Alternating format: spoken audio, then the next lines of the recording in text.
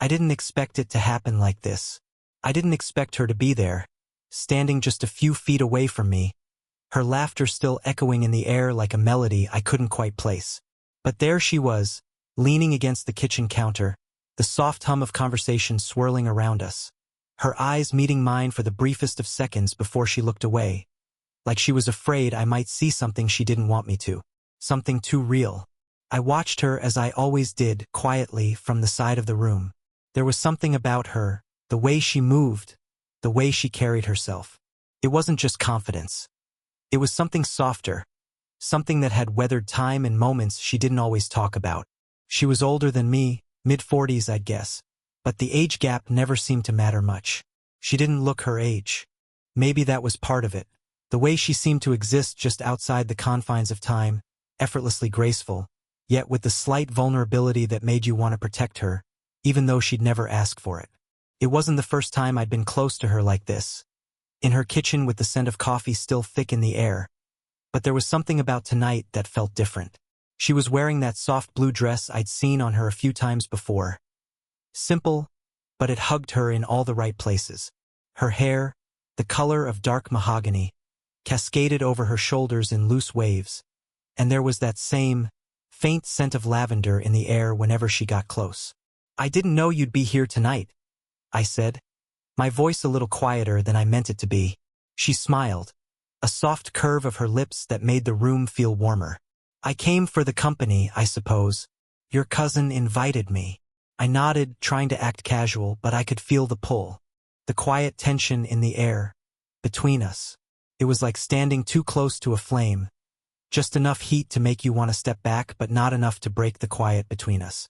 "Good to see you," she added, looking at me through the tops of her eyes, a kind of knowing smile there, though I couldn't place what she knew.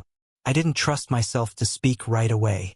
My hands were a little clammy, and I was suddenly acutely aware of the space between us, the way her presence seemed to fill every corner of the room. And then, without warning, she moved past me, her hand grazing mine as she reached for a wine glass on the counter. It was subtle, just a brush of skin against skin, but it was enough. Enough to make me freeze.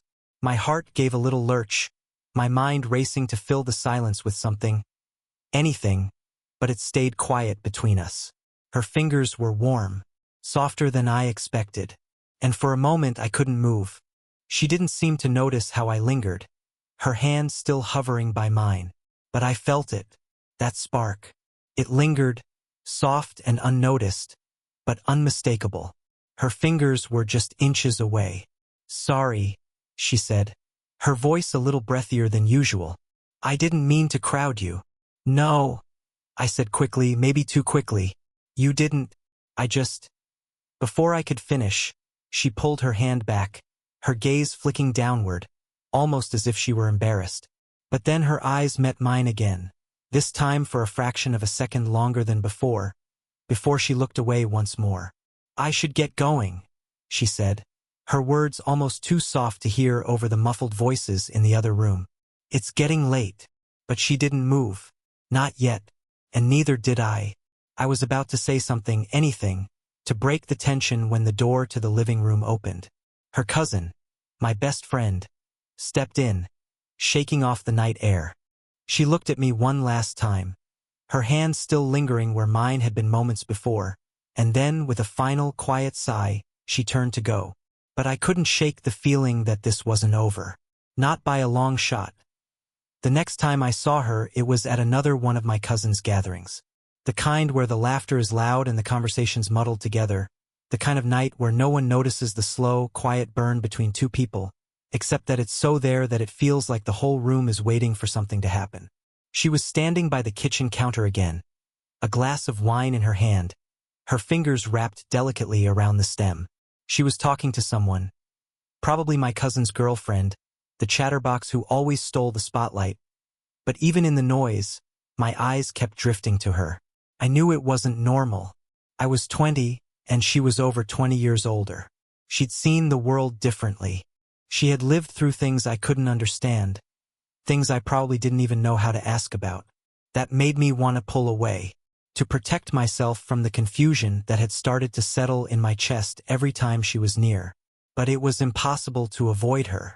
Not when she had this way of existing in a room that made everything feel more vivid, like the air held its breath when she moved. I tried not to stare, but I couldn't help it. Her laugh, low and rich, cut through the noise of the party, and I couldn't stop myself from watching the way her lips moved, the way her eyes crinkled at the corners. I had never seen someone laugh like her. So unguarded, so raw, like she was the only one in the room who could actually be herself. I tried to remind myself that she wasn't someone I should want. The age gap was too much. The risk was too real. What would people think? What would she think? But she was just there, and every time I looked at her, I felt this undeniable pull. Eventually, she noticed me. Our eyes met, and for a moment, there was a flicker. A knowing look that made me feel like she understood the way I was thinking, like she could sense the attraction I was trying to hide. She excused herself from her conversation and moved toward me. My heart started to pound, and I couldn't stop the nervous shift in my body as she approached. She was so close now, too close for comfort. "You look like you're lost in thought," she said, her voice soft, but with an edge of something I couldn't place. Her eyes flicked to the wine glass in my hand, and she smiled as if she knew something I didn't. "What's on your mind?" I swallowed, trying to steady my breath. "Just thinking." She paused, watching me, her gaze lingering a beat too long. And then, as if she couldn't help herself, she reached out, lightly brushing her hand against my arm as she shifted past me to the other side of the counter. The touch was so casual, so innocent, but it ignited something in me. Her fingers lingered longer than I expected, the warmth of her hand sinking into my skin, making it feel like everything had slowed down. My pulse was suddenly too loud in my ears. I couldn't breathe, but I didn't want to pull away either. Her breath was close now. I could feel the heat of her presence, the way she moved with a fluid grace that made every inch of her seem magnetic. I turned my head just slightly, and I could see her, still too close. She didn't pull back. "Not yet. I don't know if you realize how often you make me laugh," she said, her voice low, almost secretive. "You have this way about you, this sincerity. I haven't met anyone like that in a long time." It was strange. I had always thought of her as so self-assured, so composed.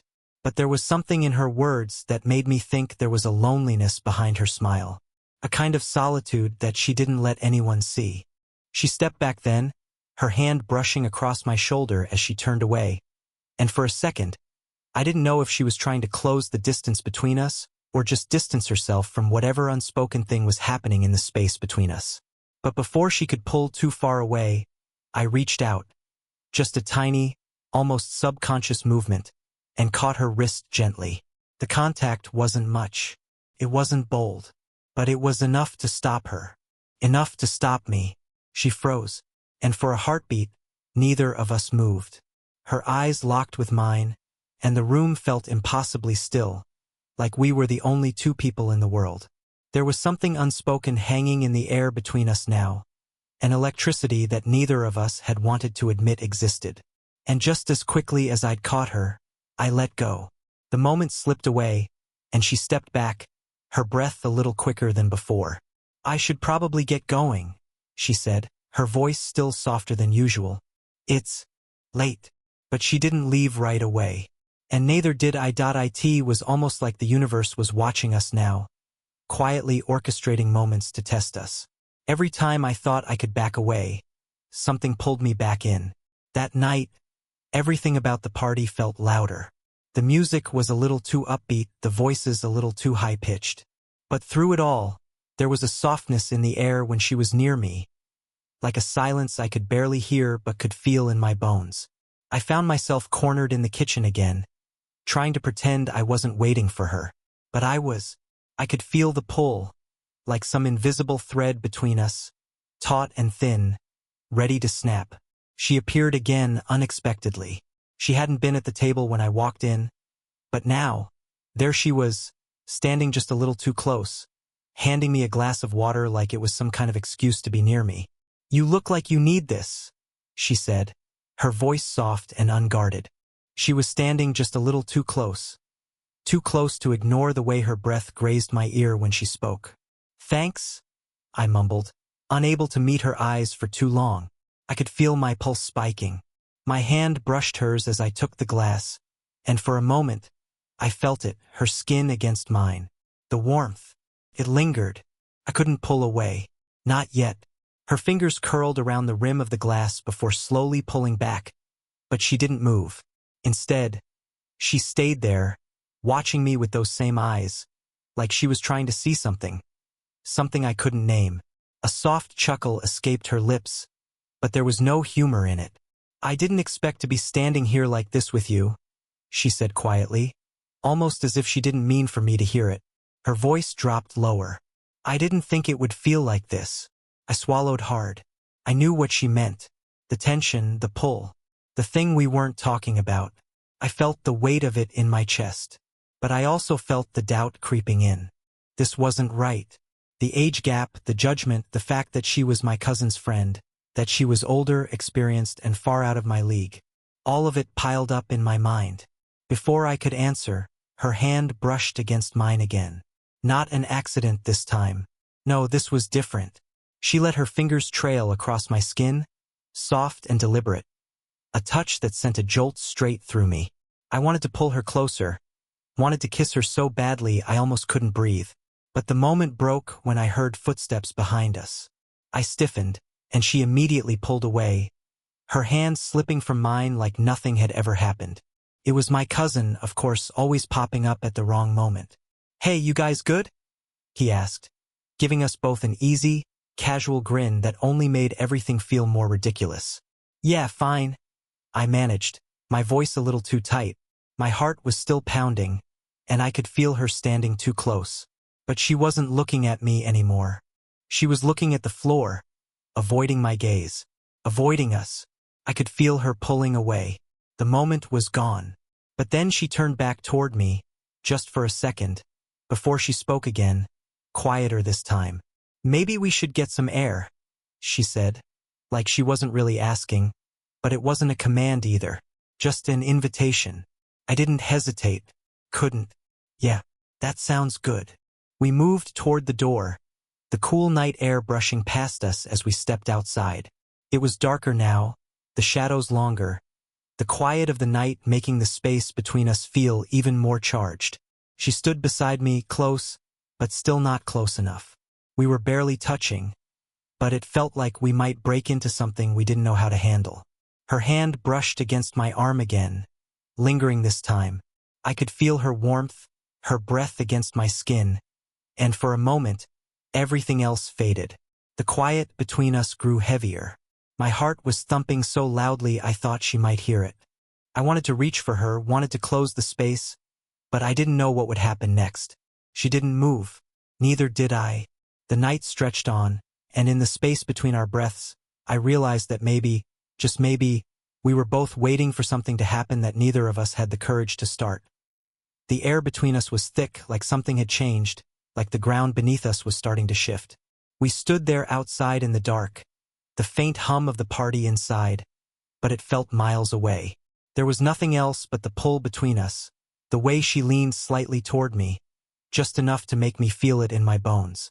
The night air was cool, but there was a heat rising between us that made the air feel heavier, thick with tension.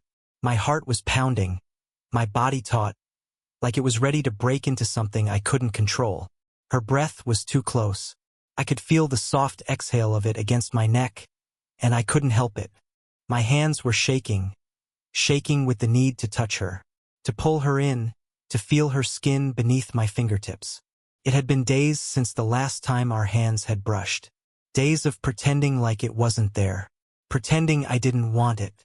I felt like I was losing control, like every part of me was fighting against this thing between us, this need that was growing in ways I couldn't put into words.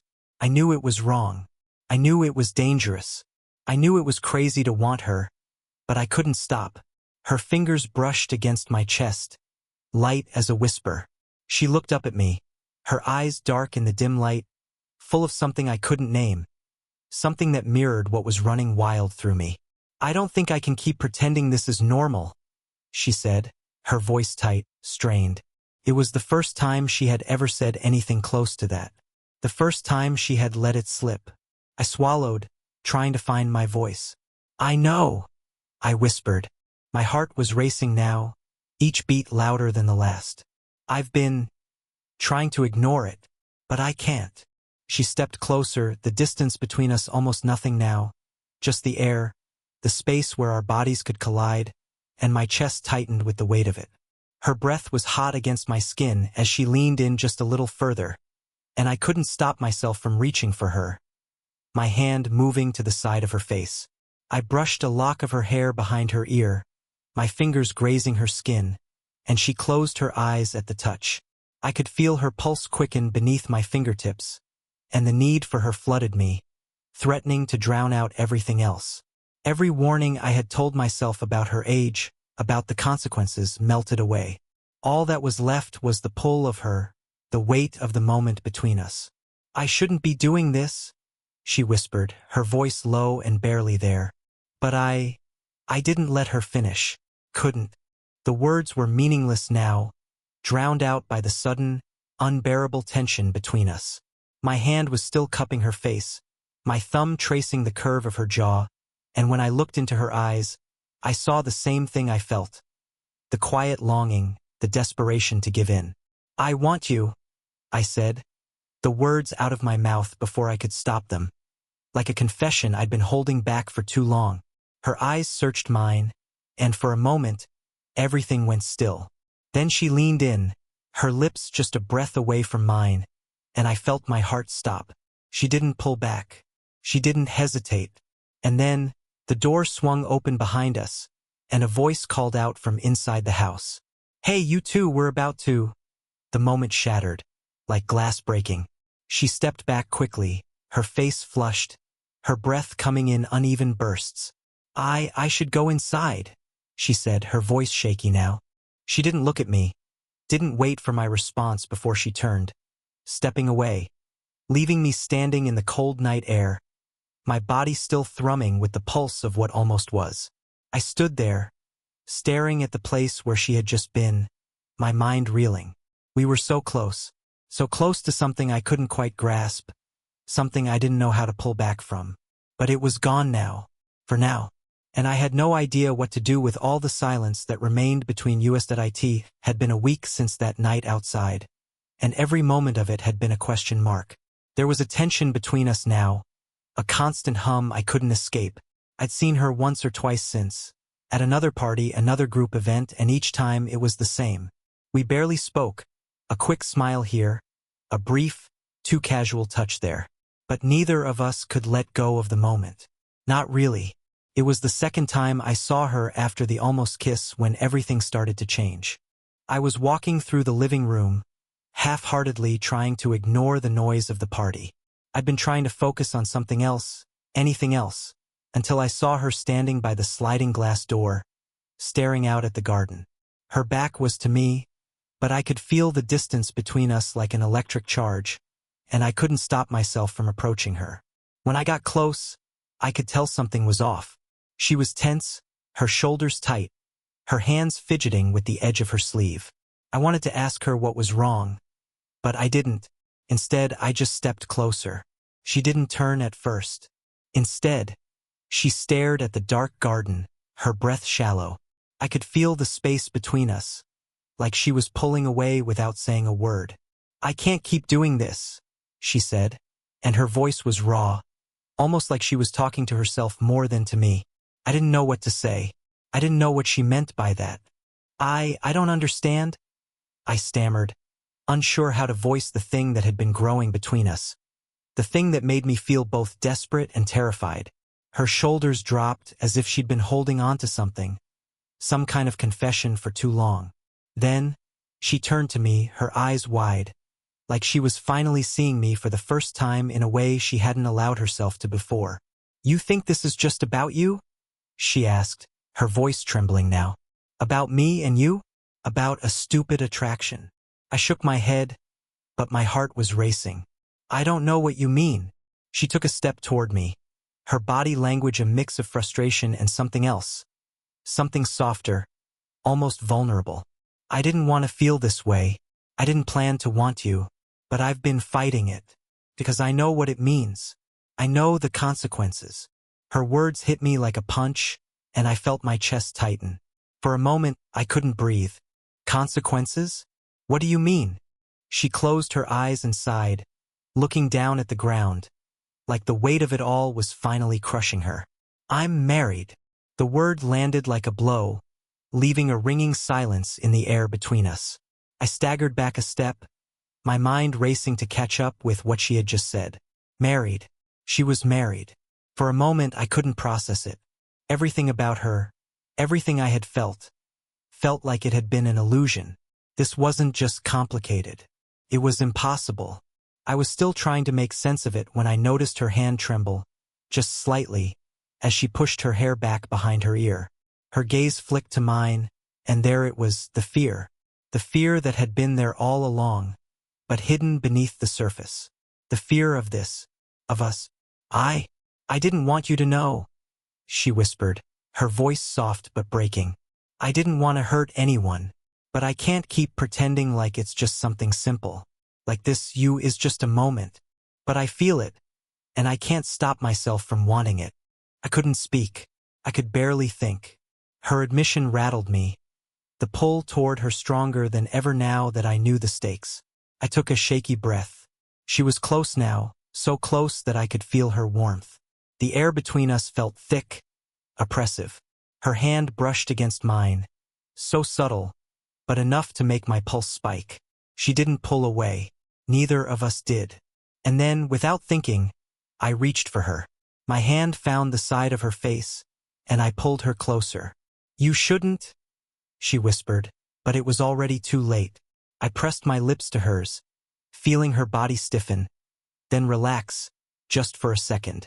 Then, just as quickly, she pulled back, eyes wide with panic. I can't, this is wrong. I'm married. I'm already in a commitment, she said, almost frantic.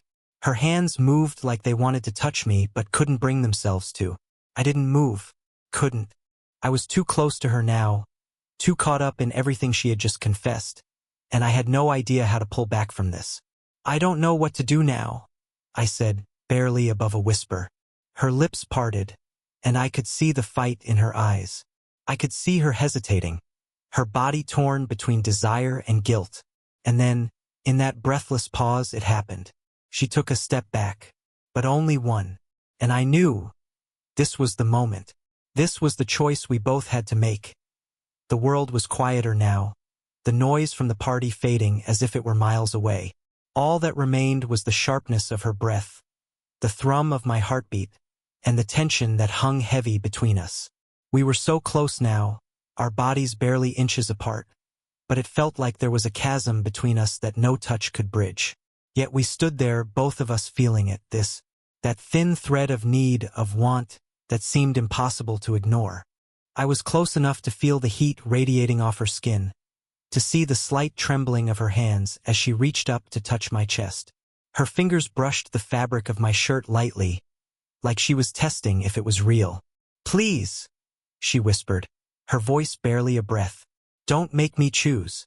The words hit me like a shock, and I had to swallow hard, trying to get my bearings. What was she saying?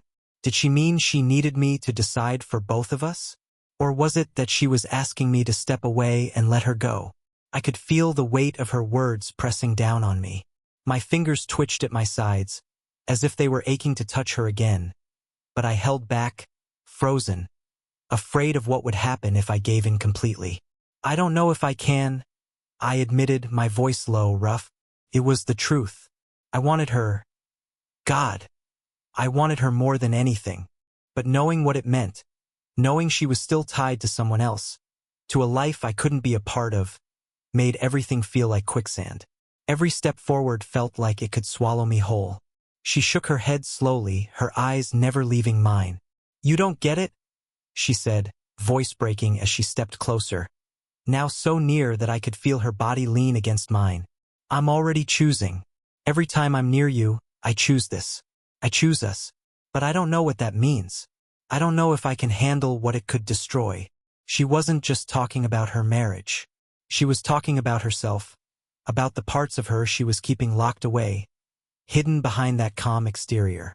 I saw it now, the vulnerability she had never let anyone see. The fear that maybe this us was too much for her to bear. Too risky. Too real. I felt a pang of something deep, something close to pain, twist in my chest. She was giving me everything with that admission. She was letting me see her whole, fragile self. But I couldn't ignore the weight of the choice we had to make. "Are you sure?" I whispered, my voice barely audible. My heart was in my throat, the question hanging between us like the last breath before a storm. Her eyes fluttered closed for a second, and when they opened again, there was something raw in them. Something that told me she wasn't sure of anything anymore, but she had already made her choice. "Yes," she said, her voice shaky, but it was also firm. "But I don't know what happens after. I don't know if I'm strong enough to go through with it." The space between us was barely there anymore. I could feel the heat of her skin against mine, the thrum of her pulse in the air. I reached out, gently cupping her face with my hand, my thumb brushing the soft curve of her jaw. "I'm not going anywhere," I said, my words low, raw with all the emotion I had been holding back. She closed her eyes at my touch, leaning into it like she had been waiting for someone to hold her, to tell her it was okay to fall apart. And I didn't think. I didn't hesitate. I pressed my lips to hers, slow at first, as if testing if it was real. She responded immediately, her hands moving to my chest, pulling me closer. We were both shaking now, bodies trembling with the weight of everything we were saying without words. The kiss deepened, raw, desperate, like we were starving for something neither of us had dared to touch before. And then, when I thought I couldn't get any closer, I felt her hands at the back of my neck, pulling me to her with a fierce urgency that matched my own. Her lips parted, and I followed, letting her take the lead for once. In that moment, I knew there was no going back. We had crossed a line, a point of no return. But it wasn't just about the kiss, it was everything that came after. The consequences, the risk, but more than that, it was the choice. The choice to surrender to the desire, to let ourselves fall into whatever this was. I pulled back slightly, breathless, eyes searching hers, and I knew, we both knew, this wasn't over. But it couldn't go back to what it was before. Not now. Not after this. And for the first time, I wasn't afraid of that. The air between us was still thick with the aftershock of everything that had just happened. But now it was different. The world hadn't ended. No catastrophic storm had come to sweep us away.